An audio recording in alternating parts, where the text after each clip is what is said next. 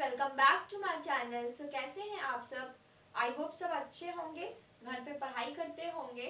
नवंबर में एग्जाम्स भी आ रहे हैं, term first. So let's get started. अगर आपने मेरा प्रीवियस वीडियो नहीं देखा है तो उसे देख लीजिए। और आज हम लोग एक्सटर्नल जेनिटेलिया और फीमेल पढ़ाया था मैंने उसमें। सो आज न्यू टॉपिक स्टार्ट करेंगे। So let's get started without wasting time. So आज हम लोग पढ़ेंगे सीमेन और hormonal regulation in males. Semen क्या होता है? जो सिक्रीशन होता है एपिडाइडिमस और वास डिफरेंस का एसेंशियल होता है। किस चीज के लिए ये दोनों एसेंशियल होता है? मैचुरेशन के लिए और मोर्टेलिटी के लिए। स्पर्म की मोर्टेलिटी के लिए और मैचुरेशन के स्पर्म की मैचुरेशन और मोर्टेलिटी के लिए एपिडाइडिमस का सिक्रीशन और वासा डिफरेंशिया का सिक्रीशन बहुत इंपॉर्टेंट होता है सीमेन में। सो सीमेन में क्या होता है? एपिडाइडिमस और वासा डिफरेंस का सिक्रीशन होता है। क्यों होता है? ताकि कि मैचुरेशन हो सके और mortality for maturation and mortality of the sperm. So second point, male ejaculate करता है। मेल इजैकुलेट करेगा about 200 to 300 million sperms ejaculate करता है मेल। किस समय इजैकुलेट करेगा? During the time of coitus. So ये क्वेश्चन आता है बोर्ड एग्जाम्स में कि मेल क्या इजैकुलेट करता है, कितने मिलियन स्पर्म्स इजैकुलेट करता है during a coitus. So 200 to 300 million sperms ejaculate करता है। एंड ये भी क्वेश्चन आता है कि semen secretion of epididymis and vasa deferens क्यों एसेंशियल होता है? बिकॉज मैचुरेशन और मोर्टेलिटी, स्पर्म की मैचुरेशन और मोर्टेलिटी के लिए एसेंशियल होता है सिक्रीशन होना एपिडाइडिमस की और वासा डिफरेंस की। For normal mortality, normal mortality के लिए जो 60% स्पर्म होता है must have normal shape and size.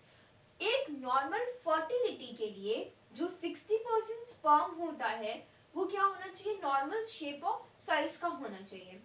40% and 60% of sperm must show vigorous mortality.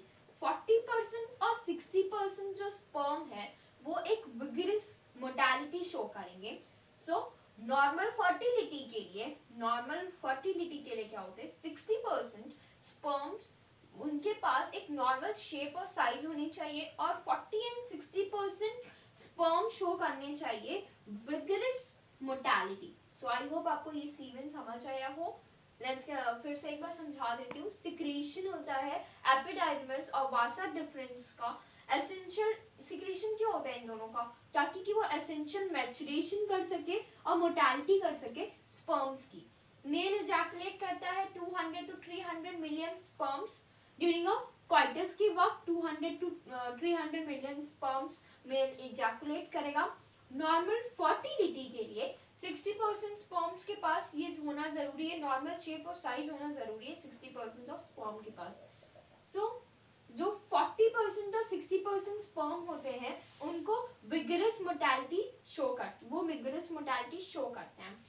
So hormonal regulation in mails में क्या होता है? हाइपोथैलेमस होता है। हाइपोथैलेमस में क्या होता है? GnRH, फिर उसके बाद वो सिक्रीट करेगा। उसके बाद वो आएगा एंटीरियर पिट्यूटरी पे, गोनाडोट्रोपिन। अब हम लोग पढ़ेंगे ह्यूमन रेगुलेशन इन मेल्स। जो हाइपोथैलेमस होता है वो सिक्रीट करता है GnRH। सो वो क्या करता है? सिग्निफिकेंट अमाउंट टारगेट लेता है। और उसके बाद एंटीरियर पिट्यूटरी है। एंटीरियर पिट्यूटरी में क्या होता है? वो सिक्रीट करती है गोनाडोट्रोपिन्स को। गोनाडोट्रोपिन्स को सिक्रीट करेगी तो जो उसमें सेमिनिफेरस टिब्यूल्स होता है अंदर के साइड्स और बाहर के साइड्स, दो सर वो होते हैं, FSH होती है और LH होती है।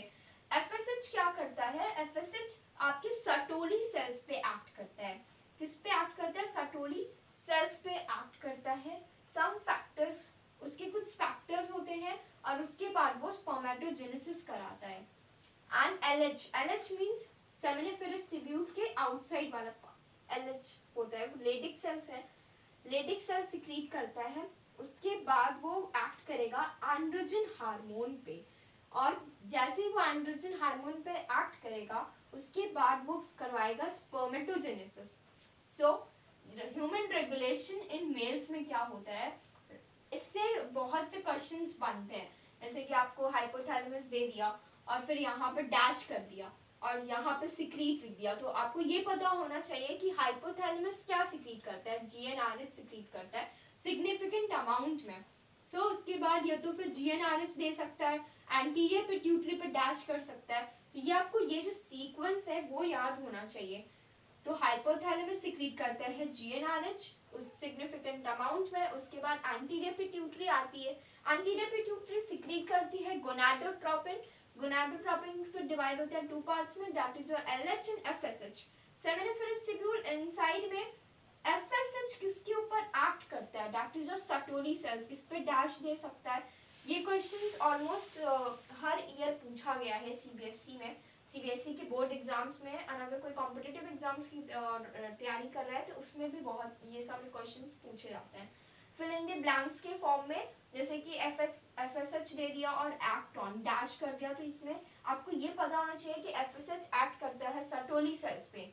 फिर उसके बाद कुछ फैक्टर्स होते हैं और फिर उसके बाद फिर उसके बाद आपका स्पर्मेटोजेनेसिस की प्रोसेस होती है। Same as this seminiferous tubule outside में क्या होता है, एलएच होता है, एलएच एक्ट करता है आपकी लेडिक सेल पे, एफएसएच एक्ट करता था आपकी सटोली सेल्स पे और एलएच एक्ट करता है लेडिक सेल्स पे। फिर उसके बाद यहाँ पे होगा आपका एंड्रोजन हार्मोन, एंड्रोजन हार्मोन पे एक्ट करेगा एंड देन दी स्पर्मेटोजेनेसिस। तो ये सीक्वेंस आपको याद होना चाहिए कि हाइपोथैलेमस सिक्रीट करता है जीएनआरएच, जीएनआरएच के बाद इंटीरियर पिट्यूटरी आती है, उसके बाद गोनाडोट्रोपिन में टू पार्ट्स होते हैं FSH and LH. FSH inside होता है, एफएसएच एक्ट करता है सटोली सेल्स पे, सटोली सेल्स के बाद वो कुछ फैक्टर्स